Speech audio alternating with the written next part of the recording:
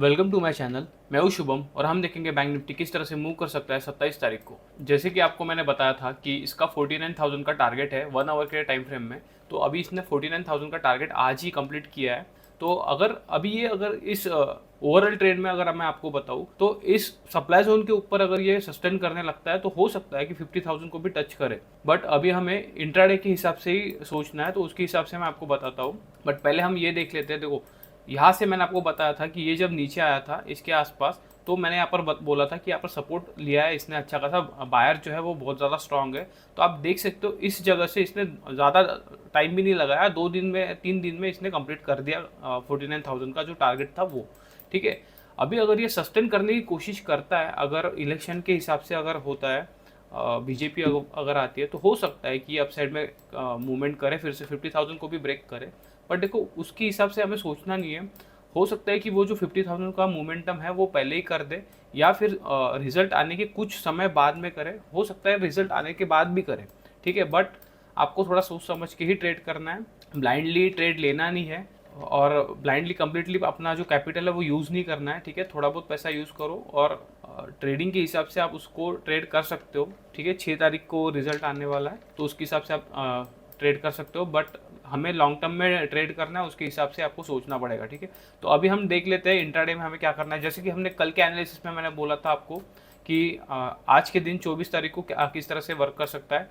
अगर ये अपसाइड में जाता है सप्लाई के पास में और फिर डाउन साइड में हमें मोमेंटम दिखाता है, तो फिर हमें डाउन साइड का ट्रेड लेना है। बट अगर आप देखोगे तो इसने लो कभी ब्रेक किया है नहीं। ये वाला जो लो था इसको भी ब्रेक नहीं किया इसने, और हाई फॉर्म करते हुए गया, और उसके बाद में यहाँ पर ही हमारा सप्लाई था, तो उसके आसपास ये आकर रुक गया। ठीक है, तो ऑलमोस्ट अगर मोमेंटम देखोगे तो मोमेंटम बहुत ज़्यादा मोमेंटम नहीं था इसके। मतलब ये जो मोमेंटम दिया था 23 तारीख को, उसके हिसाब से ये मोमेंटम ज़्यादा था नहीं। बट अगर आप देखोगे तो यहाँ से इसने थोड़ा डाउन साइड में मूवमेंट दिया, 200-250 पॉइंट के आसपास मोमेंटम इसने डाउन साइड में किया था। ये मोमेंटम कुछ पकड़ में आया नहीं, क्योंकि देखो ये हायर हाई फॉर्म करते हुए जा रहा था, कभी भी लो को ब्रेक नहीं कर रहा था। उसके हिसाब से मुझे ट्रेड लेने में थोड़ा मतलब डिफिकल्टी आ रही थी, मैं ट्रेड ले नहीं सकता था उसके हिसाब से। अगर ये लो ब्रेक कर देता है इसका, तो यहाँ पर अगर आप देखोगे तो इसने सपोर्ट लिया था, इसके आसपास अच्छा खासा सपोर्ट इसने फॉर्म किया था। तो ये वाला जो जोन है वो आप देख सकते हो, यहाँ पर कंप्लीटली सपोर्ट के हिसाब से ये काम कर रहा था।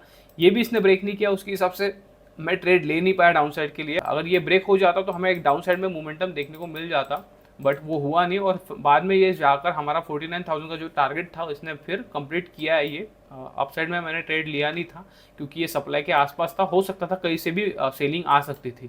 इसके हिसाब से थोड़ा सोच समझ के आपको ट्रेड करना पड़ता है। बट अभी अगर आप देखोगे इंट्राडे के हिसाब से, अगर अभी हमें मंडे को क्या करना है, ठीक है, मंडे को हमें इंट्राडे ट्रेड के हिसाब से हमें किस तरह से ट्रेड करना है। अगर हमारे सप्लाई जोन के पास होता है तो हमें हमेशा सेलिंग की अपॉर्चुनिटी फाइंड आउट करना होता है, कितना भी ये बुलिश हो जाए। ठीक है, इसका ओवरऑल ट्रेंड में कितना भी अपसाइड का मोमेंटम हो, बट अगर सप्लाई के पास आता है तो हमें फिर डाउन साइड की अपॉर्चुनिटी फाइंड आउट करना है। तो अभी ये मोमेंटम भी कर चुका है। अगर आप देखोगे तो वन डायरेक्शन मूवमेंट है। यहाँ से अगर मैं आप पकड़ के दिखाऊँ तो ये ऑलमोस्ट 1600 पॉइंट के हिसाब से मोमेंटम है। ये नहीं हो सकता कि ये और नहीं जाएगा, जा सकता है, बट अगर सप्लाई के पास है तो सप्लाई के पास हमें डाउन साइड के लिए ट्रेड लेने की अपॉर्चुनिटी फाइंड आउट करना है। अभी अगर आप यहाँ पर देखोगे तो ये एक ट्रेंड लाइन आ रही है। ठीक है, अगर इसके नीचे ब्रेक करता है तो डायरेक्टली ट्रेड मत करना, ये सपोर्ट भी आ रहा है इसके नीचे। तो इस तरह से आपको फाइंड आउट करना पड़ता है। ये ट्रेंड लाइन ब्रेक होने की वजह से ये मोमेंटम नहीं करेगा। ये जो सपोर्ट आपको दिखाई दे रहा है, ये सपोर्ट भी ब्रेक होने चाहिए, या से जो अभी इसके लिए अगर ऊपर से आता है तो ये सपोर्ट ही होगा। ठीक है, यहाँ पर आप देख सकते हो इस जगह पर एक सपोर्ट फॉर्म होता है। तो आपको देखना पड़ेगा कि मोमेंटम कितना स्ट्रांग है, उसके हिसाब से आपको ट्रेड बनाना है। बट मैं डाउन साइड में ही पसंद करूंगा इसको ट्रेड करने के लिए। अगर इंट्राडे में मैं ट्रेड करता हूँ, कल भी 24 तारीख के सेशन के हिसाब से भी मैंने बोला था कि हमें डाउन साइड का ट्रेड फाइंड आउट करना है।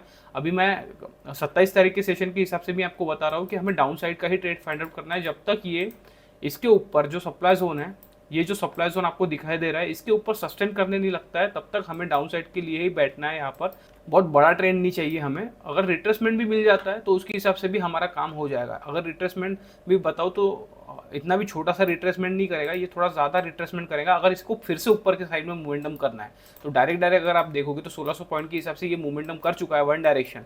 ठीक है, तो थोड़ा बहुत रिट्रेसमेंट तो बनता है। उसके हिसाब से अगर रिट्रेसमेंट मिल जाता है, बाद में फिर कंटिन्यूशन करता है, तो अच्छा खासा फिर से अपसाइड में मोमेंटम कर सकता है ये वाला।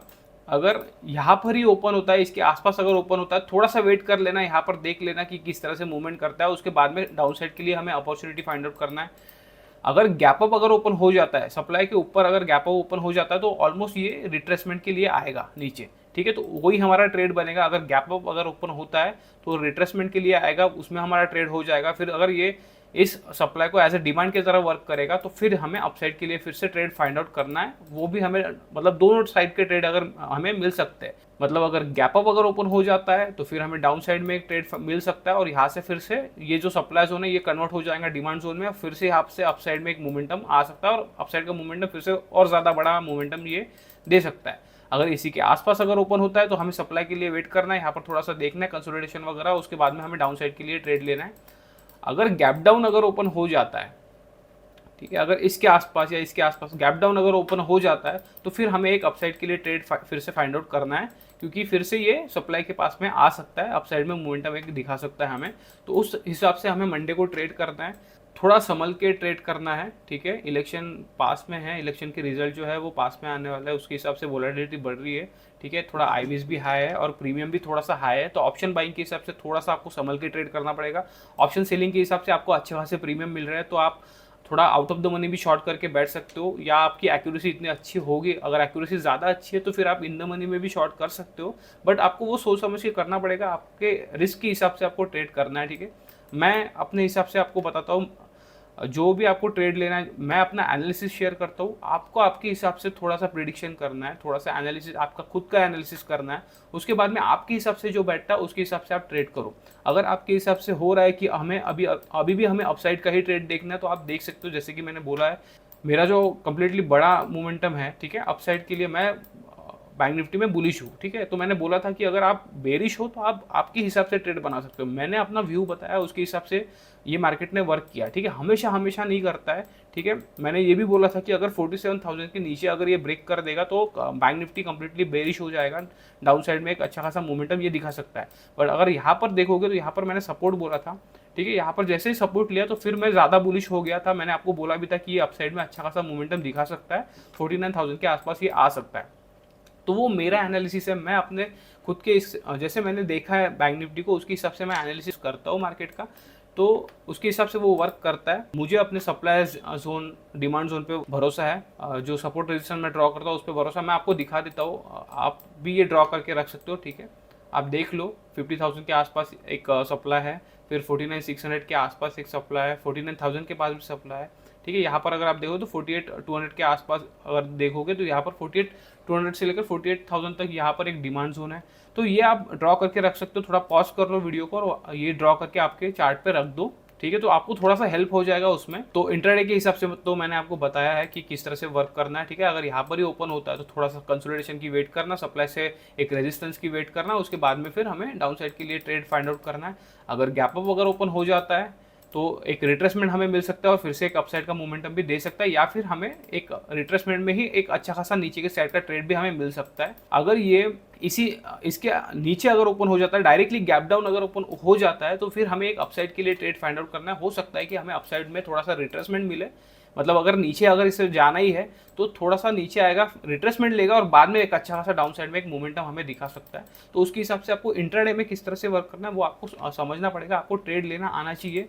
अगर आपको समझ में नहीं आता है कि इंट्राडे में ट्रेड कैसे करते हैं तो मैंने आपके लिए लाइव मार्केट में मैंने ट्रेड करके दिखाया है, वो भी मैंने वीडियो डाल के रखे हैं, तो वो आप जाकर देख सकते हो। वहाँ पर मैंने वेरीफाइड पीएनएल भी डाल के रखा है, ठीक है। फेब मंथ मैंने 18 जन से मैंने वीडियो बनाना शुरू किया था, वहाँ पर डाला था, मतलब वीडियो तो पहले बनाना शुरू किया था बट 18 तारीख से मैंने एक अकाउंट में ट्रेड किया है, वहाँ पर 18 तारीख से मैंने वेरीफाइड पीएनएल भी डाल के रखा था, उसकी लिंक डाल के रखी थी, और उसके बाद में मैंने वहाँ पर दिखाया भी था, फेब्रुआरी मंथ मार्च मंथ भी दिखाया था और 18 तारीख से जनवरी मंथ भी मैंने दिखाया, तो वो आप जाकर देख सकते हो, ठीक है, किस तरह से मैंने ट्रेड किया था लाइव मार्केट में। हर दिन मैंने ट्रेड डाला था, अभी मैं डाल नहीं सकता क्योंकि मेरे भी ट्रेड रहते हैं, मुझे भी मैनेज करना पड़ता है, इतना क्वांटिटी रहता है, उसके हिसाब से थोड़ा सा डिफिकल्ट हो जाता है, क्योंकि दो अकाउंट में मैं ट्रेड कर नहीं सकता हूँ, तो थोड़ा सा डिफिकल्ट हो जाता है। तो आप एनालिसिस वीडियो देखो, एनालिसिस के हिसाब से आपसे खुद से ट्रेड करो। और सीखने के लिए वो आप जो वीडियोस है वो देख सकते हो, लाइव मार्केट में वीडियोस है और मार्केट चल रहा है उसके हिसाब से मैंने ट्रेड बनाया है, तो आप उसके हिसाब से देख सकते हो जाकर। तो फिर से मैं एक बार रिपीट कर देता हूँ, अगर यहाँ पर ये होता है ओपन तो हमें डाउन साइड के लिए ट्रेड देखना है, ठीक है। सप्लाई के पास है हमारे, गैप अप अगर ओपन हो जाता है तो फिर एक डाउन साइड में ट्रेड लेकर अप साइड में एक मोमेंटम हमें देखना है, और अगर गैप डाउन अगर ओपन हो जाता है तो फिर हमें अपसाइड के लिए ट्रेड देखना है, और वहां से फिर हो सकता है कि डाउन साइड में एक मोमेंटम दिखाए। तो आज के लिए बस इतना ही, मिलते हैं नेक्स्ट वीडियो में। Thank you.